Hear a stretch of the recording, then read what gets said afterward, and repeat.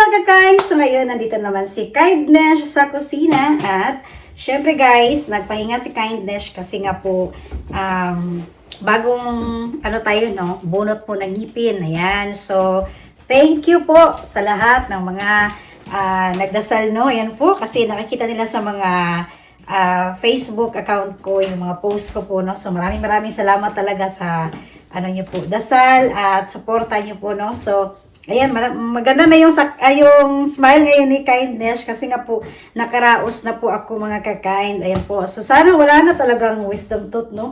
Pangalawa na po yun na wisdom tooth ang natanggal ni Kindness, guys. Yan po. Sana okay na po. And then, medyo pa siya, medyo lang, nag-ingat lang ko pa rin ako sa mga maiinit. Pero nag-healed na po siya mga kakain. Yan po. So, may gamot naman na iniinom. Ngayon, yes, magluluto po ako guys. Syempre, dahil nga po rest day pa ni Kindness. So, magluluto ako para sa aking mag-ama. And then, naalala ko kasi guys, so nagluto po ako ng parang Bicol Express. Ayan. So, may gata. So, nagustuhan ng anak ko yung luto po na may gata. Sabi niya, paano ko yung ginawa? Kahit nagustuhan niya. So, kaya ngayon naman, iba naman ang gawin ni Kindness. Yan po. So, adobo siya na may gata. Okay? Yan po. So, ibahin naman natin. Pero, syempre guys, gusto kasi nila maraming sauce. Yan. Kaya, wala akong choice. So, depende lang po sa atin kung ano po yung mga diskarte natin sa pagluluto. Yan po. Okay? So, umpisa ko muna magluto mga kakain.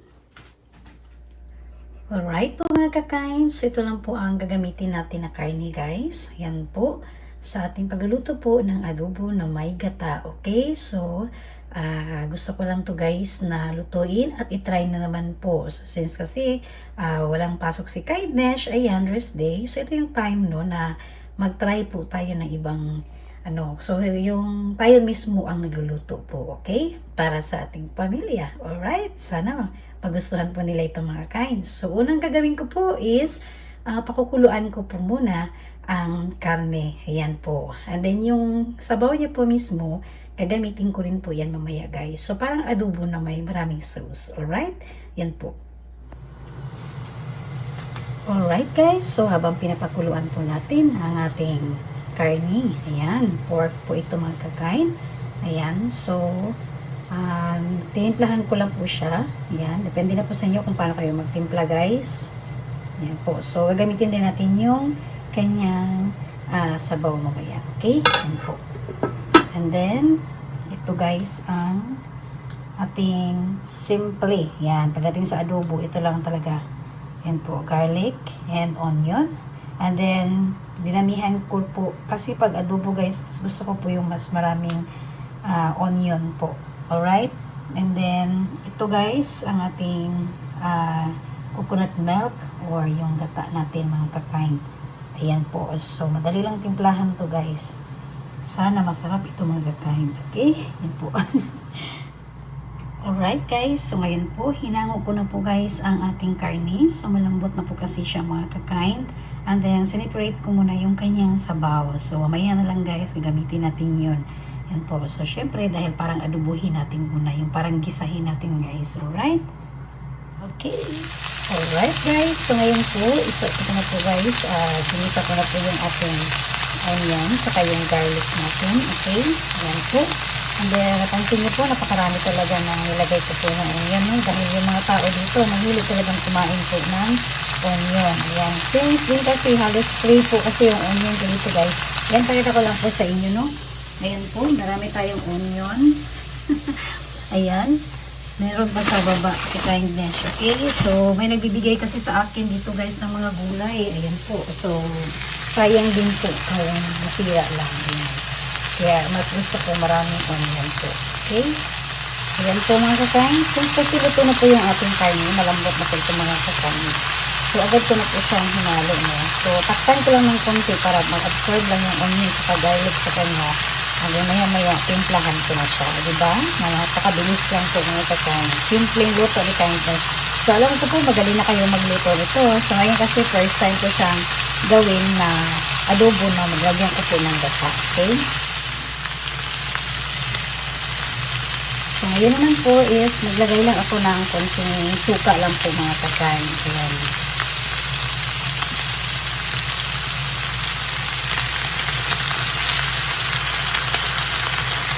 Right? So, kunti lang po ang nilagay natin na suka, no? Ay, alamot ka ayod. Hanggang nakaluto na rin ako ng rice, no? Parang mainit yung rice natin. Okay?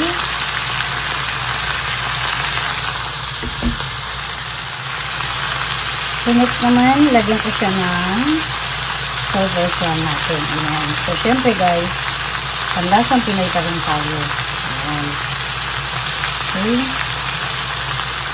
So, yung ating silver swan. Alright. Ayan po.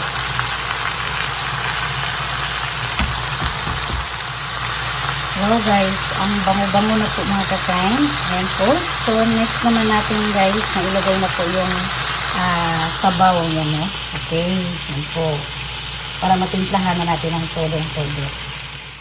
Alright po mga kakain. So, ngayon po nilagay ko na po yung kanyang sauce. So, sa unang video ko po nito, no, nilagyan ko po siya ng asin. Ayan. So, tinimplahan ko na po yung sabaw niya. And then, nung naginisa ko po is naglagay na rin po ako ng silver swan. So, ang dinagdag ko na lang po mga kakain is yung paminta. Okay? Yan po.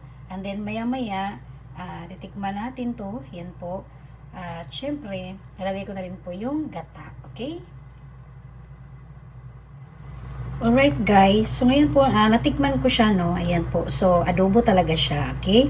Although, marami siyang sabaw, kasi gusto ko lang mag-ama ko. Ayan, so optional naman po. Depende na po sa inyo, no? Pero yung mag-ama ko po talaga gusto niyan maraming sauce or maraming sabaw. So, since kasi tinimplahan na rin po natin yung sabaw kanina, yan po habang pinakaluan po natin yung karne, yan po. So, ang nilagay na naman po ako ulit guys ng shokosho. Ayan, so ito yung madalas na ginagamit ni Kindness. Yan po, yung may halong paminta na rin po siya, asin, ganyan, kompleto na siya. And then, yan po, binuksan ko na rin po yung ating gata. Yan po. At maya-maya po, lagay ko na po ito guys sa ating adobo. Alright? Alright po mga kakain. So, ayan po guys, ilagay ko na po yung gata natin. No? Ayan po. So, kunti na lang guys. At kailangan nating pakuluan ng mabuti dahil nga po may gata ito. So, maya-maya lang po. Update ko po sa inyo kapag naluto na po yung ating ginataan. Yan, na adobo na may gata. Okay? Alright po mga kakain. Ayan po, napansin nyo po, no? So, inikot-ikot lang muna ni Kindness. Ayan po, minix ko lang mabuti kasi nga po, nilagay ko na po yung gata. Ayan.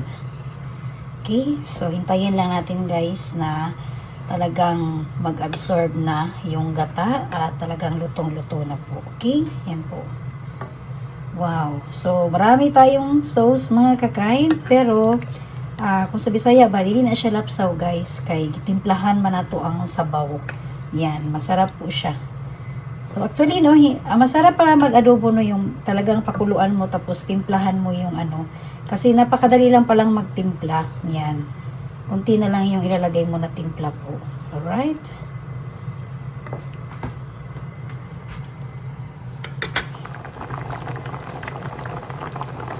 Alright po mga kakain. So, ayan na po. Luto na po yung ating ginataan po na adobo ni Kindness. Ayan. O, diba? So, lami kayo siya. O, sasabaw pa lang guys. Murag. Diyos ko. Humot kaya ang gata mga kakain. Ayan po. Okay, so talagang pinakuluan ko itong mabuti guys kasi mahirap na kapag may gata kasi kailangan talagang lutong-luto po ito mga kakain. Okay, so ayan po guys, malambot na rin po yung ating karne. Ayan. Alright. So, ngayon naman guys, dahil tapos nang magluto si Kindness, no? Ayan. So, lamig na katong smile guys. Hindi nakapagluto na tayo ng kanin, okay? So, at ito naman yung ating gagawin. Siyempre, dahil pork po iyon, no? And then, wala akong nilagay na gulay. Pero, nilagyan ng sili, okay? Yung ating adobo na may gata. Nilagyan po ng sili guys kasi yung mag-ama ko mahilig talaga sa maanghang mga kakain. Ayan.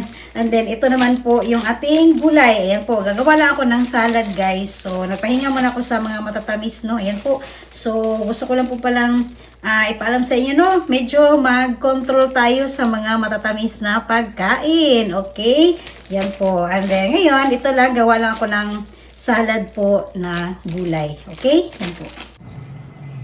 Alright po mga kakain. So ngayon po is tapos ko na po na-slice guys ang ating gulay po. Ayan. Salad po natin. No? Okay. Lalagyan na ko lang to ng depende po sa atin kung ano yung gusto natin na ilagay dito. Okay? Ayan. So, ako muna yung magpapaalam sa inyong lahat dahil sa wakas, tapos na rin ako magluto mga kakain, no? And tapos, ngayon kasi guys, medyo makakain na ako ng matitigas. Nung una kasi parang gusto ko ng malambot lang. Kasi pag kumakain ako, umunguya ako, nararamdaman ko pa yung sa wisdom tooth, yung sa gums ko po, na kung saan nabunot yung wisdom tooth natin. Medyo na ano ko pa siya, nararamdaman ko po yung gums na medyo maga. Yan. So, sa awa naman Diyos, guys, okay naman po.